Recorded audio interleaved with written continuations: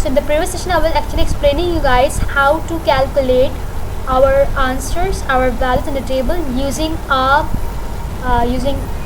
equation.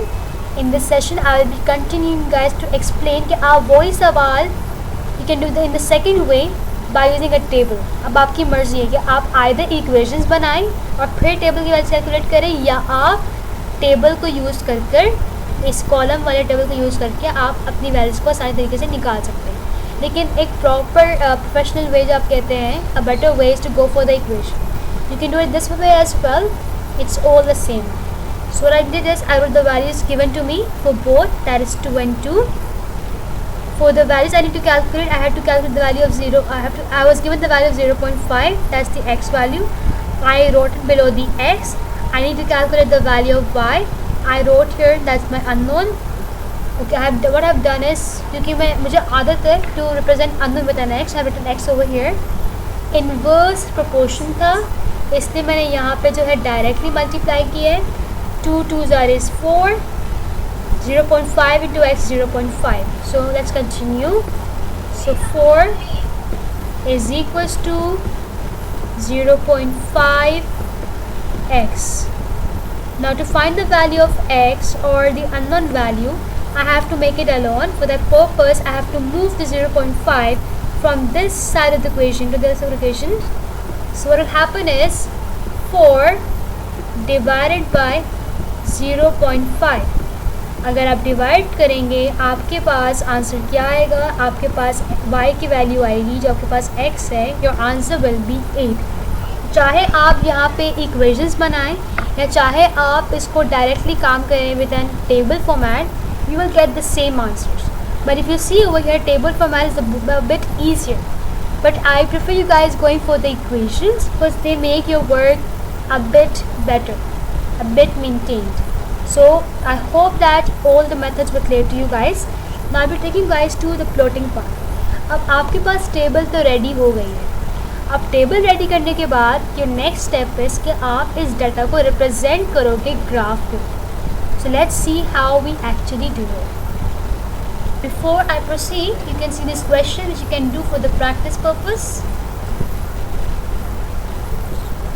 You can do these in your free time.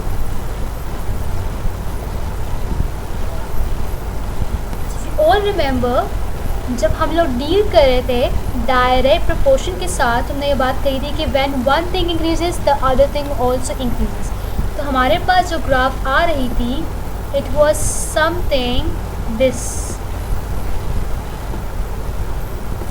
If this was my x and that was my y, then my graph was going just straight up diagonally.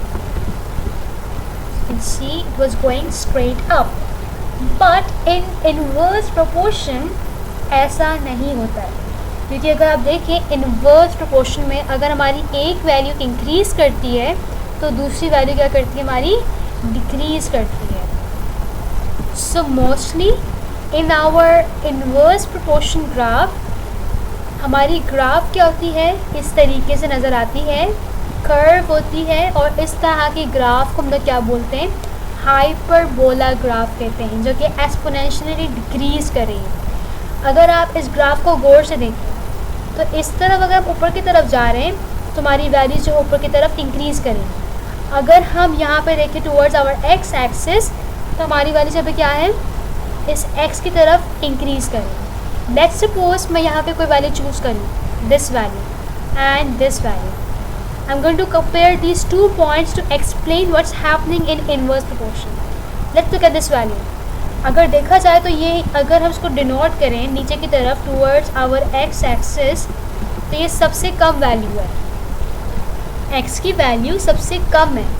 लेकिन अगर मैं इसकी Y value check करूं तो अगर आप सब इसको गौर से देखें तो हमारी वाई की वैल्यू यहाँ पे सबसे ज़्यादा है. सबसे ज़्यादा वैल्यू किसकी है, वाई की है. और सबसे कम वैल्यू किसकी है, एक्स की है. इस पॉइंट की अगर हम बात करें यू कैन सी दैट जब हमारे पास y की वैल्यू ज़्यादा है, बड़ी है, तो x की वैल्यू क्या है, छोटी है. हमने अभी ये बात पढ़ी थी कि इन इनवर्स प्रोपोर्शन अगर एक चीज़ इंक्रीज़ कर रही है तो दूसरी चीज़ क्या करेगी, डिक्रीज़ करेगी. लेकिन अगर मैं इस पॉइंट को गौर से देखूँ तो ये पॉइंट इस पॉइंट के काफ़ी देर बाद आ रहा है। तो अगर अब आप इसको देखें तो हमारे पास x की वैल्यू काफ़ी कम हो चुकी है, सॉरी y की वैल्यू इस पॉइंट पे हमारे पास काफ़ी कम हो चुकी है और हमारे पास x की वैल्यू काफ़ी ज़्यादा है। We have a greater value of x as compared to this point. यहाँ पे x की वैल्यू कम थी लेकिन यहाँ पे x की वैल्यू ज़्यादा है। यहाँ पे हमारे पास y की वैल्यू ज़्यादा थी और यहाँ हमारे पास y की value come. You can see that एक वक्त में एक चीज़ इंक्रीज़ कर रही है। अगर एक चीज़ इंक्रीज़ कर रही है तो दूसरी चीज़ हमारे पास डिक्रीज़ करेगी। This is the graph which is actually representing us inverse proportion. अगर हम देखना चाहें direct proportion, so what was happening over there in direct proportion, you can see it right here. जब हमारे पास y की वैल्यू इंक्रीज़ कर रही है, x की वैल्यू भी हमारे पास इंक्रीज़ कर रही है। Let's take a point here, let's take 2 point, 1 point right here and the other point right here. अगर मैं इसको ड्रॉप डाउन करूँ, यहाँ पे हमारे पास x की वैल्यू सबसे कम है और अगर हम यहाँ पे y की वैल्यू देखें, यहाँ पर हमारे पास y की वैल्यू सबसे ज़्यादा कम है। और अगर हम इसको यहाँ पर देखें, यहाँ हमारे पास x की वैल्यू सबसे ज़्यादा है और y की वैल्यू भी सबसे ज़्यादा है। मतलब दोनों चीज़ें एक साथ इंक्रीज़ कर रही हैं। अगर y इंक्रीज़ कर रहा है तो x भी इंक्रीज़ कर रहा है, अगर x डिक्रीज़ कर रहा है तो y भी डिक्रीज़ कर रहा है। So I hope that the graphing is very clear to you all. You are not supposed to draw anything out here. We'll be doing it in the next chapter, that's linear equations. If you see over here, इस तरह की graphs को हम लोग क्या कहते हैं?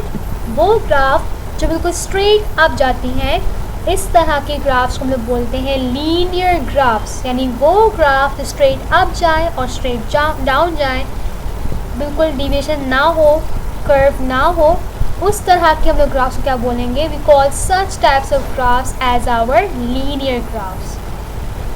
And such graphs जिसमें कर्व आती है, we call it the hyperbolic graph, specially this graph. लेकिन अगर कंप्लीट कर्व वो यू शेप में जा रही हो, वी कॉल इट क्वाड्रेटिक। लेकिन अगर आप अगर देखिए एक सिर्फ पार्ट है, so we don't call it a complete quadratic graph, but that's the hyperbola. So I hope all the graphs are clear to you. I want you guys to look at this question carefully. I won't be doing it completely, but I will be just explaining you guys the main concept. I want you guys to think about it first. So if I look at this first statement, if y is directly proportional to x squared, if you look at this first statement, this question is referring to a relation that is direct proportion. लेकिन यहाँ पे एक चीज़ आप देखेंगे वो है यहाँ पे x squared. So whenever we have a relation, my first step is y is directly proportional to x square. Direct proportion में हम लोग ऐसे डायरेक्टली लिख देते हैं, ठीक है? You see over here we given the values y is equals to 18 when x is equals to 3. So पहले पार्ट में ही हमें कह दिया है that we need to make an equation connecting x and y. To make an equation, what I will do is y is equals to k x square, that's our equation, and then we will calculate the k. कुछ हमारे पास equation में कोई ऐसी value होनी चाहिए जो fix हो, और इस सिनेरियो में हमारे पास फिक्स वैल्यू कौन सी है? दैट इज़ द के. के को फाइंड करने के लिए I put the value of Y, I put the value of X, and then I will be able to find the value of K. जब मेरे पास के की वैल्यू आ जाएगी, इसको मैं यहाँ पे के की जगह पे लिख दूँगी. सेकेंड पार्ट में जब आपके पास इक्वेशन आ जाती है तो आप उस इक्वेशन को ही यूज़ करेंगे अपनी अननोन वैल्यूज़ को फाइंड करने के लिए. सेकेंड और थर्ड पार्ट में आपके साथ यही होगा. अब what will happen the fourth part, you have to draw a graph of y against x square. जब आपके पास बहुत सारी वैल्यूज़ आ जाएंगी, जैसे आपके पास एक ये वैल्यू है टॉप पे, आपके पास एक ये वैल्यू आप यहाँ से आ जाएगी, एक वैल्यू आपके पास यहाँ से आ जाएगी, तो आपके पास कुछ वैल्यूज़ जमा हो जाएंगी. आप उन वैल्यूज़ को टेबल फॉर्मेट में लिखेंगे x और y के टेबल फॉर्मेट में, जो अभी हमने देखा है. x और y की वैल्यूज़ को हम नोट करेंगे और एक ग्राफ ड्रॉ करेंगे. उस ग्राफ में क्या होगा, अगर आप इस स्टेटमेंट को गौर से पढ़ें, you can see that y against x square. So y आपके पास यहाँ होगा और यहाँ आपके पास x स्क्वायर होगा. when you will plot, you will get this graph. That's it with the class. Hope you guys enjoyed watching. Don't forget to like